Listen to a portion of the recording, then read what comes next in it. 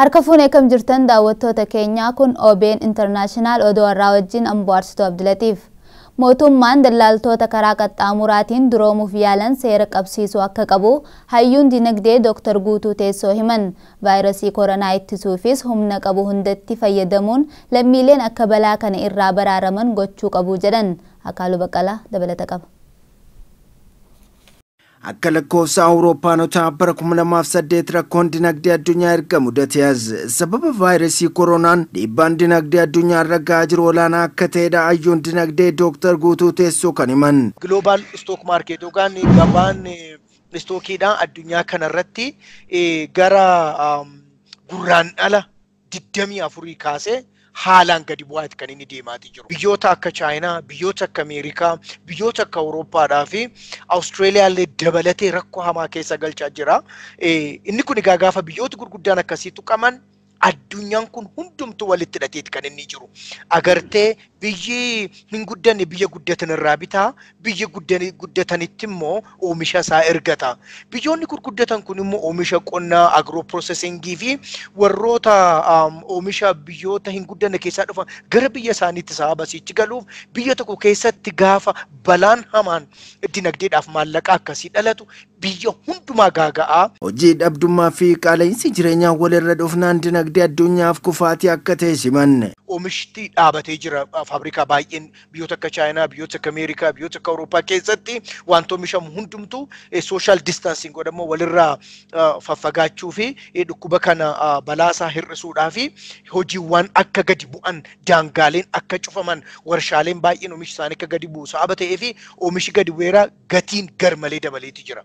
Gatiin garmalee dabaluu miti dinagdee addunyaa keessatti rakkoon hamaan kan inni dhalatu gaafa hojii dhabdummaadhaaf qaala'insi jireenyaa walirra dhufuudha. Qaala'insi jireenyaaf hojii dhabdummaa walirra dhufe jechuun riseeshinii fidaa jechaadha. Damiin hoteelaa fi tuurizimiis kan afaan miidhaa cimaan irra gahaa akka jiru himan. Balaa kana dandamachuuf harka wal qabachuun hojjechuu akka feesisus dhaaman. Lafa jirrutti madda maallaqaa fi risoorsiif qabeenyi dhufee balaa kana ofirraa ittisuu irratti investirii ta'u irratti hojjechuun baay'ee barbaachisaa isa jedhudha. Maaliif waanuma dandeenyuun beektonni fayyoonni biyya kanaa abbootiin qabeenyaa biyya kanaa fi lammi biyya kanaa kan ta'e hundumtuu addunyaarraa kana harka wal qabatee yoo irratti bobbaane mootummaa wajjin harka wal qabanne yoo hojjenne dhugaadhumaan dhukkuba kana dafnee qisaasama hamaa utuu nutti hin fidiin hanga tokko dura dhaabbachuu danda'amaadha. Daldalli sirna isaa eegee deemuu akka qabu himaniiru. Daldalaa wajjin wal qabatee rakkoowwan baay'eetu dhalachaati jira. Fakkeenyaaf wantoota dhalatan keessaa maal kan jedhamu jira saayinsii dinagdeetiin panic buying kan jedhamu jira. Panic buying kan jedhamu gaafa rifattu waanuma gabaarra jiru hundumaa bitta. Waan fayitu sitti hin fakkaatu saabate gabaan bor deebi'ee tasgabbaa jettee yaaddu saaba ta'eef panic purchase jira. Kun immoo afaan Ingiliziitiin consumption behavior keenya totally jijjiira. Market distortion yookaan immoo jeequmsa gabaa fida. Gatiin gabaa akka hordofne godha. Gabaan walabaa eenyaaf fedhii irratti hundaa'e biyya tokko keessatti akka inni sululaadhaan hojii isaan hojjenne isa godha sababa ta'eef uummanni biyya keenyaa warri oomisha kana dhiyeessinu uummata rifaasisuu nurra hin jiru gatii barbaachisaan taanee daballee rifaasisuu nurra hin jiru. Daldaltoonni keenya yeroon kun yeroo itti lubbuu walii baraaru, yeroo itti dinagdee biyyaa baraaru, yeroo itti jireenya hawaasummaa keenya balaa hamaatti kana caalaa hin deemne baraaruudha malee yeroo itti karaa qaxxaamuraadhaan duroomnuu fi galii addaa uummannu ta'uun irra hin jirudha. Kanaaf kallattii sanaan akka lammii itti gaafatamummaa qabu tokkotti hojjechuuf yaaduutu irra jira isa jedhudha. Dinagdee Ameerikaa sababa koronaa vaayirasiin gabbu'aa jiru dandamachiisuuf wixineen deeggarsaa seenetii biyyattiin dhiyaatee hanga ammaatti waliigaltee irra hin gahamne. Alamaayyoo Qannaa gabaasa dabalataa qaba. Manni marii bakka bu'ootaa Ameerikaa lamaan Koongiresiif Seenetiin paakeejii dinagdee biyyattii deebisee bayyanachiisattiin jedhan kophaatti dhiyeessaa jiru. Haa ta'u malee haala kamiin yoo dinagdee biyyattii deeggar lammiilee biyyattiis ta'ee kubbaaniyoonni biyyattii akka isaan dorgomaa ta'anii itti fufan taasifna kan jedhu irratti waliigaltee irra gahuu hin dandeenye. Seenetii biyyattii keessatti hoogganaan warra Dimookiraatotaa Shaak Schuumerii fi Ministeera maallaqaa kan ta'an Steven Mnuchin akka jedhanitti garuu paakeejiin deeggarsa dinagdee $2 tiriliyoona 2 irratti walii galuu dandeenya abdii jedhu qabu.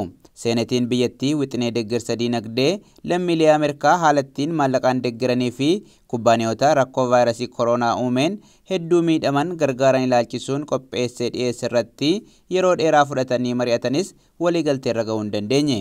Hooggantoonni paartiilee Dimookiraatotaa fi Riippaabilikaanotaa dhimma deeggarsa diinagdee kana garaagarummaa siyaasaa qaban ittiin calaqqisiisaa jiru. Seenetii keessatti sagalee caalmaa warra qaban miseensota paartii Riippaabilikaanotaa kan hoogganan Mitch McConnell akka jedhanitti warri Dimookiraatotaa wixineen qopheessine akka jijjiiramu gochuun hojicha boodatti hambisaa jiru jechuun himatu. Gama biraatiin Dimookiraatonni wixineen dhiyaate sun lammiilee biyyattii kan fayyadu osoo hin taane kubbaaniyootaaf kan looge waan ta'eef fudhatama hin qabu jedhu. Kaayyoon paakeejii deeggarsaa diinagdee biyyattii bayyanachiisa jedhamee seenetii biyyattiin dhiyaate kanaas miidhaa vaayirasiin koronaa diinagdee irraan ga'e hir'isuuf Ameerikaanota 90% ta'aniif maallaqa kallattiin kaffaluu akkasumas kubbaaniyoonni akka gabaa keessaa hin baaneef maallaqaan cimsuudha. Akka karoora kanaatti maatiiwwan maallaqaan gargaaruu dhaabbilee xixiqqaa magaalotaa fi isteetota deeggaruuf immoo sagantaa liqii doolaara biliyoona 500 mijeessuu akkasumas doolaara biliyoona 300 fi biliyoona 50 immoo dhaabbilee sadarkaa gadi aanaa jiran akka isaan hojjetaa isaaniif kaffalaniif jajjabeessuudha. Pireezidaant Tiraamp yaada warra Dimookiraatotaatti kan waliigalan fakkaatanis ibsa wiixata kaleessaa kennaniin garuu koongireensiin biyyattii wixinee seenetiin dhiyeesse akkuma jirutti raggaasuu qaba jechuun dubbatan. Ameerikaa keessatti sodaa vaayirasii koronaatiin kutaalee biyyattii 13 keessatti namoonni miiliyoonaan lakkaa'aman akka manaa hin baane ajajamanii jiru. Yuunaayitid Isteet keessatti vaayirasii koronaatiin hanga ammaatti namoonni 44,387 kan qabaman yommuu ta'u, namoonni 588 immoo dhukkuba kanaan du'anii jiru. Baqattoonni 64 lammiilee Itoophiyaa ta'uu danda'u jedhamee konkolaataa fe'umsaan Malaawii irraa gara Moozaambiik imalaa ture keessatti du'anii argaman. Namoonni 14 ta'an immoo lubbuun hafanii jiru. Gabaasa guutuu akka itti aanutti dhiyaata. Akka BBC'n gabaasetti baqattoonni 64 lammiilee Itoophiyaa ta'uun hin oolle jedhamee otuu Malaawii irraa gara Moozaambiikitti namoota seeraan alaa nama daddabarsaniin konkolaataa fe'umsaa tokkotti fe'amanii deemaa jiranii du'anii argaman. Akka gabaasa kanaatti warreen seeraan ala nama daddabarsan baqattoota Malaawii irraa fuudhanii kibba lixaa Moozaambiik kutaa bulchiinsa taatee keessa dabarsuun gara Afrikaa kibbaatti ceesisuun beekamu. Dhaabbanni tajaajila immigireeshinii biyya Moozaambiik konkolaataa fe'umsa baqattoota fe'ee jiru dhaabuun yoo qoratu namoota du'an kanneen arguu danda'e. Baqattoonni kunneen haala kamiin akka du'an beekuuf qorannoo gaggeeffamaa jiraachuu ibsan. Haa ta'u malee namoonni hedduun konkolaataa tokko keessatti waan fe'amaniif qilleensa dhabuun du'uu akka hin oolle shakkiin akka jiru himan. Namoonni 14 balaa san irraa hafanis akka qorannoo fayyaa dhukkuba vaayirasii koronaaf taasisaa jiran BBC'n gabaase. Egaan daawwattoota keenyaa oduun har'aaf qabannee dhiyaanne kanuma gama keenyaan nageetti.